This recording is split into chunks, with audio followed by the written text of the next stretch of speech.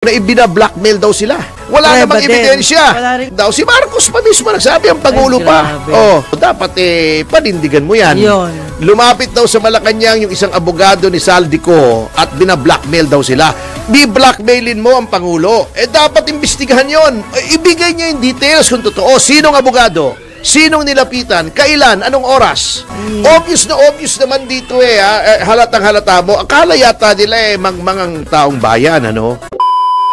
At yun na mga kabayan, napakatindi po ng balitang to na kung saan po, mga kabayan, nabuking po ni Atty. Topacio na ito pong si Bongbong Marcos ay gumagawa po ng kwentong barbero o kwentong kutsero. Di ba mga kabayan, ang sabi po ni Bongbong Marcos, mga kabayan, bin-blackmail daw po siya ng attorney ni Saldico na kung saan, ang sabi daw po ni nung attorney, tumigil na daw po. Titigil daw po si Saldico sa pagbubunyag ng mga katotohanan basta wag lamang po na ipahuli o ipakancel yung passport ni Saldico. Yun po yung kwento ni Bongbong Marcos. Tanong po dyan ni Atty. Topacio, ikaw yung presidente, di ba? Tapos sasabihin mo bina-blackmail ka. Ba't hindi mo kasuhan kung bina-blackmail ka? Tama naman po, di po ba? Bakit hindi mo kasuhan kung bina-blackmail ka? Presidente ka, ba-blackmailin ka? Ano ebidensya mo? Pangulo ka Diba? Dapat may ebidensya ka dyan na bina-blackmail ka. Dapat ilabas mo. Kasi kung hindi, kwentong barbero ka lang. Kwentong kutsero ka lang. Eto po mga kabayan. Pero bago po natin puntahan yan, dito po muna tayo mga kabayan. Sa matindi pong pahayag ni Congressman Miao, Congressman Kiko Barsaga, mga kabayan. Imantakin mo? Matapos pong hindi pagbigyan ng ICC ang request na interim release ni Pangulong Duterte. Ito po mga kabayan. Ano pong sabi ni Congressman Barsaga?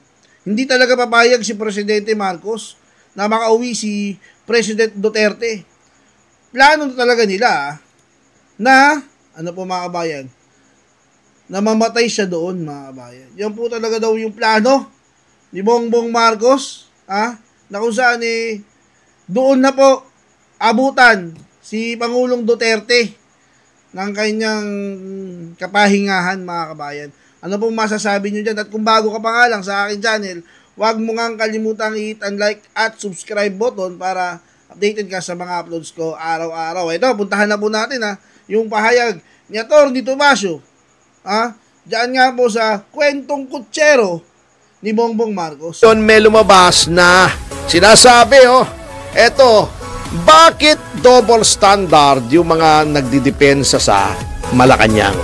Pag si Saldi, sinasabi ni Saldi, ganito, ganon, insertion ng Pangulo, yung First Lady involved sa smuggling, yung anak merong insertions din, etc. Sasabihin lang walang pruweba. Yun. Diba? Sabi-sabi lang bago, aakusahan naman nila yung abogado ni Saldico na ibina-blackmail daw sila. Wala namang ebidensya. Sasabihin lang nila, kinontak daw. Si Marcos pa mismo nagsabi, ang Pangulo pa. Pag ikaw ay nagsalita at ikaw ay Pangulo, dapat panindigan mo yan. Lumapit daw sa Malacanang yung isang abogado ni Saldico at bina-blackmail daw sila. Bi-blackmailin mo ang Pangulo. Dapat imbestigahan yon. Ibigay niya yung details kung totoo. Sinong abogado? Sinong nilapitan? Kailan? Anong oras? Si Saldico may ganun pag sinabi niyang nagpadala ako ng mali-maletang pera, may litrato ng maleta, may oras, may araw. May ledger. Sinasabi nila, walang pruweba. Ayun na nga yung details. Ako sasabihin ng ombudsman, hindi ko iimbestigahan. Dahil wala siya rito, ayaw niya under oath, pwede kang anonymous Hindi lang naman ako nakapansin yan. Pati si Senator Marcoleta. Opo. Sinabi, nasa charter nga, nasa Ombudsman Act nga ng 1988. Di ba? Tinalakay na rin natin yan dito. Opo. Sabi ko, bakit nag-iinarte ang ombudsman? Obvious naman dito halatang halata mo. Akala yata nila mangang taong bayan, ano? Yes. Yung blackmail, Mr. President, kasi kilala ko yung abogado ni Saldico. Binabanatan niya si Saldico. Binabanatan natin yan. At saka, hindi natin kinakampihan si Saldico. Ngunit, may mga sinasabi siya na dapat na imbestigahan. Yun. At yung abogado niya, kilala ko. Hindi gagawin yon. Ang tagal ko nang kilala yon. Mahigit 15 taong ko nang kilala. Yung si Attorney Ruy Rondain na abogado ni Saldico. Hindi natin kinakampihan din yan. Yun nga binatikos nga natin yan noon, di ba? Opo. Oo. Kahit kaibigan ko. Opo. Sa ngalan ng malayang pamamahayag at public interest na wala tayong kinakampihan, kahit kaibigan, medyo nasasaltik natin dito. Opo. Pero, sa pagkakataong ito, hindi gagawin yan. Baka naman may nagpapanggap na abogado ni Saldico. Yun. Na sinasabi, oy, ako'y kinatawa ni Saldico, huwag nyo nang i-cancel ang passport ni Saldico. Hindi titigil na kaming maglabas ng mga video. Ala, di ba? Marami niyan. Kaya nga pangalanan niya kung sinasabi niya. Yung problema sa kanila walang pangalan sasabihin lang, oy, may abogado si Saldico, lumapit sa Malacanang, nag-blackmail. Sinong maniniwala sa inyo dyan? Ebidensya. Di ba? Resibo. Resibo. Diba? Basta ka ba makakalapit sa isang opisyal ng Malacanang? Hindi po. Nang walang resibo. Siyempre, papunta ka sa loob ng Malacanang. May gwardiya dyan. Ka sa maglalagbook ka. Yes. Di ba? Ise-search. Kinukunan pa nga yata ng litrato. Ewan ko. Dati ganun Opo. May logbook. Sino ka ba? Opo. Sinong pupuntahan mo? Opo. Malacanang yan That's Hindi naman true. mall yan Opo. Hindi mo naman pwedeng sabihin dyan, ay hindi po, mamamasya lang. Magmamasid-masid lang ako. Tingnan ko yung mga Parang cabinet kami members kahapon, naglalakad-lakad. muntik na kami. Bakit? Merong nangharas sa aming driver ng isang kotse na parking mismo. Oo.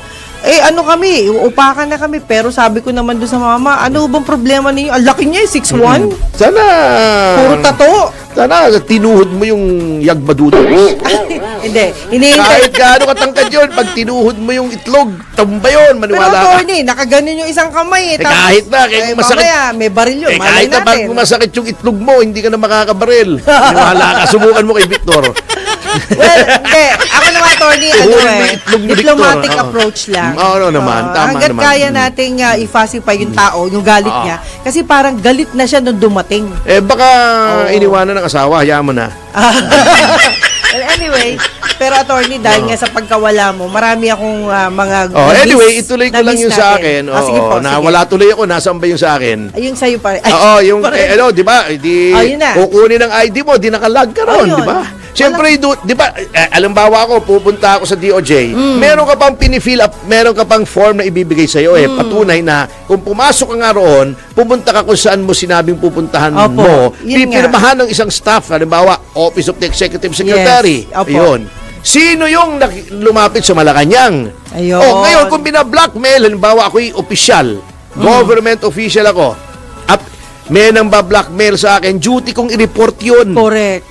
Tsaka magre-react ka na within that day. Bakit binablockmail mo kami? Correct. Arestuhin kita. Tama. Criminal offense yun Opo. Grave threats yun. Blackmail is grave threats Correct. Di ba? At may ID pa yun. Hindi, ang problema nga, ginugulo. Yun lang. Kita mo itong ombudsman, sasabihin niya, may mga maipafile na kami, mga senador, mga congressman, halatang halata naman, boke, hanggang senador ka lang, hanggang congressman, para sabihin lang may ginagawa ka. Ano nangyari doon sa mga alegasyon? Laban sa Pangulo, di mo ba imbestigahan yan? Wala. Talaga bang nandyan ka para protektahan ang Pangulo, yung kasalukuyang Pangulo? Halata naman O yung ICI, pupunta si Arjo Atayde at saka yung si isang congressman na tinuro ni Saldico. Opo. Di ba sabi nila, transparent kami na live stream namin. Hindi nila ni live stream kasi ni-request daw ng congressman, executive session. Tinago. Kung merong ganong option pala, di lahat na lang ang pupunta roon, executive session. Wala nang live stream. Gumawa pa sila ng guidelines para sa live stream. Hindi naglululoko na tayo nitong ICI At saka sino ba laging nandun sa ICI? Si Vince Dizon. Yun. Ano ba ito? Tatakbo ba itong senador o whatever? At nasisira ang independence. Akala ko ba independent ang ICI? Independent Commission on Infrastructure.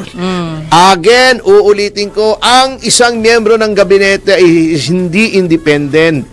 Siya ay alter ego ng presidente. Alter ego, parang siya yung presidente. Kaya nga gabinete. Gabinete. Cabinet. Sabi doon sa isang desisyon, the cabinet member must be of the president's bosom confidence. Ibig sabihin talagang matalik na kaibigan. Kung matalik ang kaibigan ng Pangulo, bakit nakikialam ka sa independent commission? Bakit lagi ka nandoon? Bakit yung presensya mo ay lagi mong pinararamdam? Ikaw mismo nag-iimbestiga, nagbibigay ka ng impormasyon. Paano na naging independent? Wala na yung ICI na yan. Maniwala kayo. Moro-moro na lang yan. Moro-moro na lang. Kamoting kahoy na may ulalo na lang yan. Hindi naman siya little president. Hindi. Ang little president ay ang executive secretary. Ayun. Yung tinatawag. Kasi siya yung inuutusan. Kumbaga sa household staff para maintindihan nila. Opo. Household staff. Halimbawa, ikaw ay mayaman. Siyempre, meron kang gardinero, may kusinero, di ba may nagsisilbi, naglilinis, Opo. naglilinis ganito, di ba? Opo. O naglilinis sa loob, naglilinis sa labas, Opo. di ba? Okay, naglalaba, Okay. nagpaplansya, marami kang staff. Di ba, pag ganun may mayordomo o mayordoma. Opo. Yung mayordoma, yung amo, si Don, halimbawa, Don Agaton. Sasabihin niya sa mayordoma, halimbawa, ang pangalan ng, ano bang magandang pangalan ng mayordoma? Halimbawa, Sonia. si Cordapia. Cordapia, halika nga rito Bakit po, senyor? Oo. Ayan, manahalaman natin yan mukhang nalalantan Si Cosme yata, yung ating na hardinero, hindi dinidiligan Ikaw lang yata dinidiligan ni Cosme gusto ko makita sa isang linggo ay luntia na, masyado na naman na verde ang akin ng mga halaman Si senyor, Opo. si senyor. Okay, napansin ko rin yung aking mga Amerikana ay laging gusot-gusot. Si ano bang magandang pangalan? Si Procopia. Yan atin na nagpa-plancha, hindi maganda plancha. Sabihin mo sa kanya, hindi ko nagugustuhan, ayusin niya yung plancha. Ibig sabihin, yun ang executive secretary. Oo. Okay. Yung mayordomo siya. Mayordomo o mayordoma. Siya ay staff din. Okay. Pero ang tawag doon ay primus inter pares. First among equal. Ayun. Siya ang nag-i-implement directly ng mga executive order, etc., etc., yung mga bili ng Pangulo. Opo. Pero lahat sila gabinete, lahat sila ay kontrolado ng presidente, in other words. Hindi sila independent. Bakit isinaksak si Vince Dizon sa Independent Commission on Infrastructure? Ano ba yung bantay? Ayun. Taga-dikta? We Bulong Movement? Di ba? Ano ba?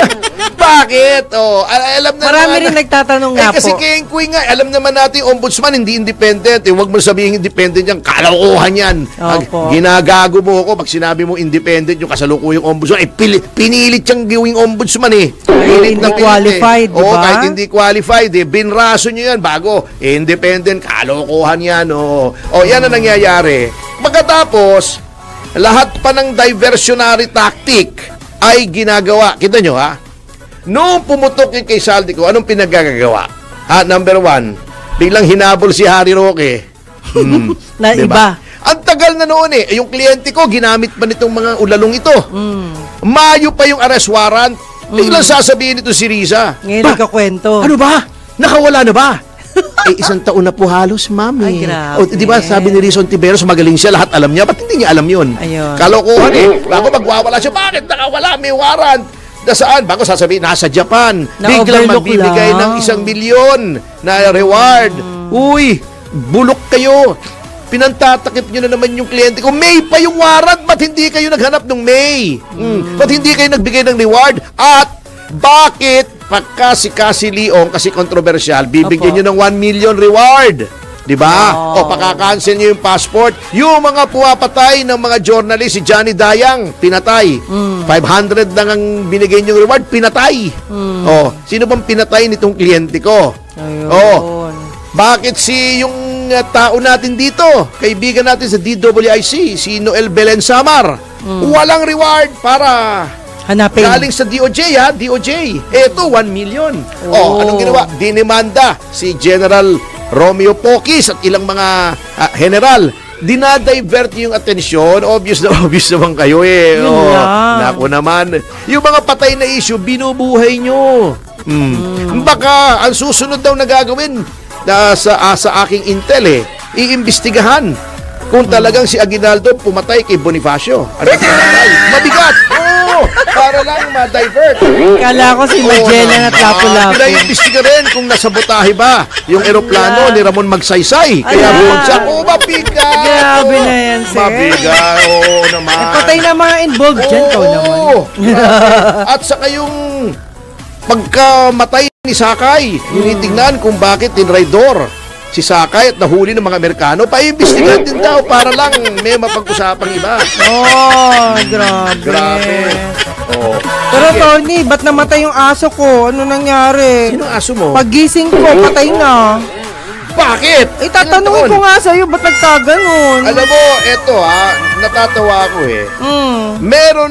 May kaibigan ako, hindi naman best friend, kaibigan ko. Opo. Yung isang mutual friend namin, binigyan kami ng aso. Yung sa kanya babae, yung sa akin lalaki. So, ang katuwaan, ang pinangalan namin, yung lalaki, si Piduts. Piduts, si President Duterte. Okay. Piduts. Siya, pinangalan ba naman niya, ito yung time na President, Vice President pa si Pangulong Duterte, saka si Vice President Lenny Robredo. Oh. Pinangalan niya rin sa aso niya, Lenny. Lenny. Okay, so lumipas. Si Lenny tsaka si Pidots. So, lumipas ang mga almost a year. Opo. Nagkakampanya na. Okay. Kampanya na. Akalain mo, tumawag ba naman sa akin? Naku! Sabi niya, patay na si Lenny. Sabi? Oo, hindi, walang biro to. Hindi ko naman maalala na yung aso pala niya, pangalan Lenny. Takbo ko sa internet, hinanap ko. Wala naman, sabi ko, ba't wala pa sa news ngayon lang ba? Bakit sa news? Aso lang sa news. Yung aso mo, kagala ko si Lenny Robredo. Hindi, walang biro to. Hindi ko nang maibagsak yung telepono ko. Loko talaga yung kaibigan kong yun. Pare-pare, patay na si Lenny. Oo nga. Ayan ang nakakatakot sa tao pinapangalan. Ang bihira. Ang aso ko, puro presidential eh. Hindi, ako si Choco na may akin. Ganun pero ba? umiyak na ako. Ang aso ko, ang mga pangalan, Piduts.